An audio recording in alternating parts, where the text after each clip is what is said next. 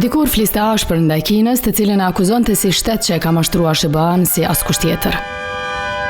Por të njëjtën, presidenti amerikan u prit në Pekin me ceremoni zyrtare nga homologu i tij Xi Jinping, të cilin më pas në takim e cilësoi si lider të madh, ndërsa për Kinën tha se është vend i mrekullueshëm.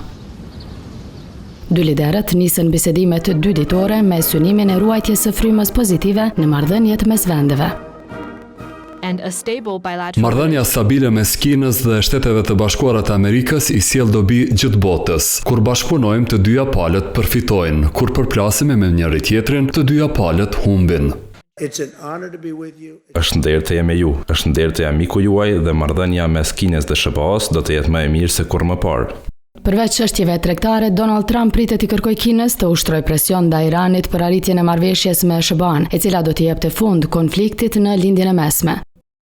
A do ta pranojë një gjë të tillë ose jo Kina, s'dihet, por ky shtet, sipas sekretarit amerikan të shtetit Marco Rubio, është pajtuar me amerikanët që Irani nuk duhet të ketë armë bërthamore.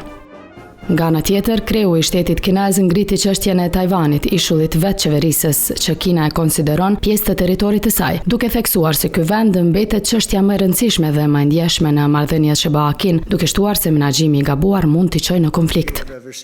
Lidhur me këtë, Rubio më vonë deklaroi se politika e Amerikës ndaj Tajvanit mbetet e pandryshuar, por paralajmëroi se do të ishte gabim i tmerrshëm nëse Kina do të përpiqej ta merrte këtë vend me forcë.